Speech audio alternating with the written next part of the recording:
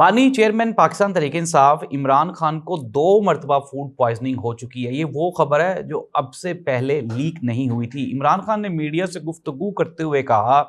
कि मियां मोहम्मद नवाज शरीफ साहब को जेल में फ्रिज की सहूलत मुयस्सर थी, लेकिन मेरे पास फ्रिज की सहूलत मुयस्सर नहीं है, जिसकी वजह से मेरा खाना ख़राब हो जाता है और 2 मरतबा मुझे फूड पॉइजनिंग हुई। और इसके अलावा इमरान खान ने यह भी कहा कि फ़ौज के साथ बातचीत करने के लिए कोई शराइत नहीं है। शराइत सिर्फ वही हैं कि एक तो हमारा मैंडेट हमें वापस दिया जाए और दूसरा तमाम इदारे अपनी अपनी आइनी हदूदो क़यूद में रहते हुए मुल्क की फलाह बहबूद के लिए काम करें। तो नाज़रीन, ये है बानी चेयरमैन पाकिस्तान तहरीक इंसाफ इमरान खान की तरफ से जो ताज़ा तरीन मीडिया गुफ्तगू हुई वो है।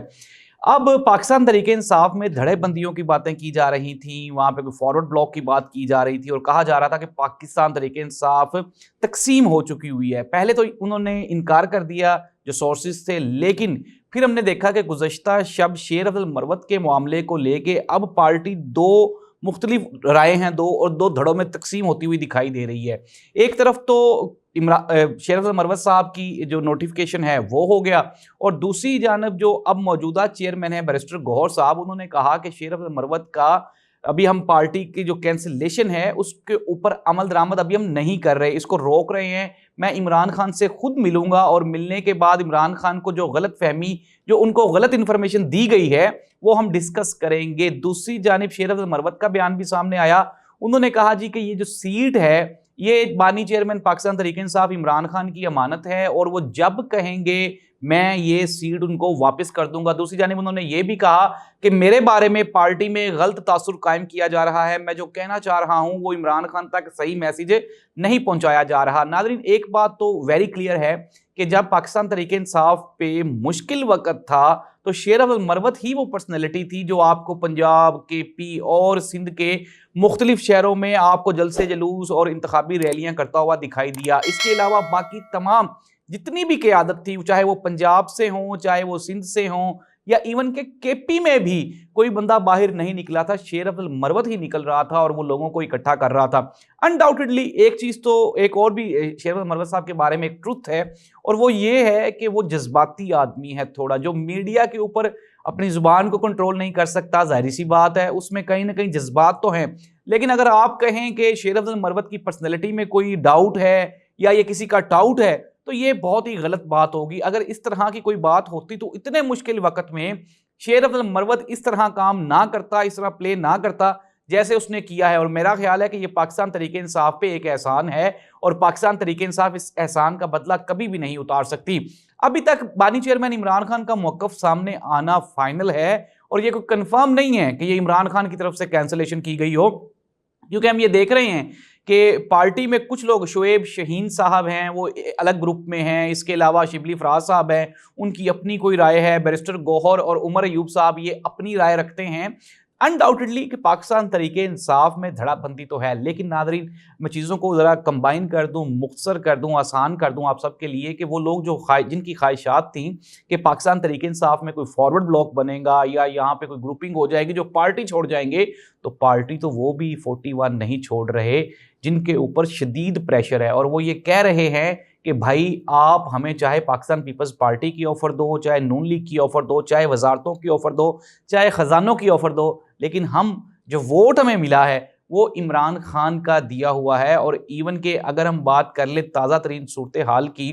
तो पाकिस्तान पीपल्स पार्टी के जो साबिक MNA हैं, बैरिस्टर हैं, उनका भी ये कहना है कि इमरान खान को 8 फरवरी वाले दिन जो वोट पड़ा है वो बैंगन, तोरी, प्याज या और कद्दू को नहीं पड़ा, बल्कि वो इमरान खान को पड़ा है। और बंदा कोई भी खड़ा होता, वोट सारे का सारा चेयरमैन पाकिस्तान तहरीक इंसाफ इमरान खान का ही था। और ये अंडरस्टूड सी बात है, सारे लोग अब देख भी रहे हैं, सुन भी रहे हैं और हम भी आपको हर रोज़ बता रहे हैं कि चीज़ें इतनी सिंपल और आसान नहीं हुई जितनी कि समझी जा रही थी। अब आ जाते हैं मौजूदा सियासी सूरत हाल पे। पाकिस्तान तहरीक इंसाफ ने मौलाना फजलुर रहमान साहब के साथ भी हाथ बढ़ा दिया है और जो ग्रैंड अपोजिशन अलायंस बन रहा था उसमें भी अब बेहतरी आ रही है। महमूद अचकज़ई साहब को आगे लगाया गया है और महमूद अचकज़ई साहब ने आज मीडिया से गुफ्तगू करते हुए कहा कि सिर्फ और सिर्फ जमहूरियत की बहाली और इदारों की हदूदों क़यूद के तयन के लिए, आइन की बहाली और मजबूती के लिए बातचीत होगी। और एक बड़ी डेवलपमेंट जो आज इमरान खान ने एक और पत्ता खेला है वो ये है कि उन्होंने हुकूमत के साथ भी बातचीत करने का ऐलान कर दिया और उन्होंने कहा है, जिस तरह आज बानी चेयरमैन इमरान खान ने गुफ्तगू करते हुए कहा कि अगर मैं हुकूमत के साथ बात करूंगा तो इसका मुझे नहीं बल्कि हुकूमत को नुकसान होगा और इनकी हुकूमत चली जाएगी। उन्होंने कहा कि मैं फौज के साथ इसलिए बात करना चाह रहा हूं कि इक्तदार उनके पास है। इवन कि उन्होंने कुछ सिविल मार्शल का भी लफ्ज इस्तेमाल किया इमरान खान ने कि इनकी तो हुकूमत ही नहीं है, मैं इनके साथ किस तरह से बात करूं। तो अब वो जो एक एतराज था कि जी इमरान खान जमहूरी सियासी जमातों के साथ बातचीत नहीं कर रहे,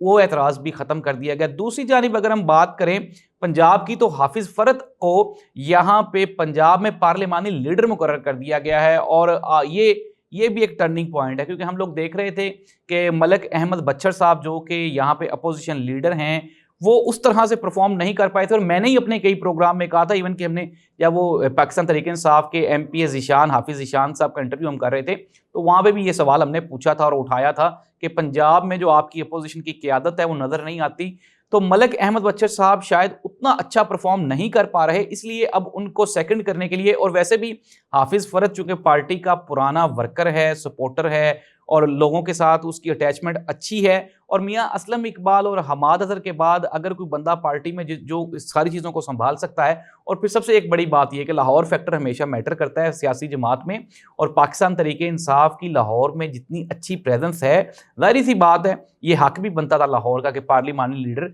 वहीं से मुकर्रर किया जाए। तो हाफिज़ फ़रद साहब को ये जो पार्लिमानी लीडर मुकर्रर किया गया है, अब एक और भी इसकी वजह है, वो भी आप ज़रा इसमें शामिल कर लें, और वो ये है कि हाफिज़ फ़रद की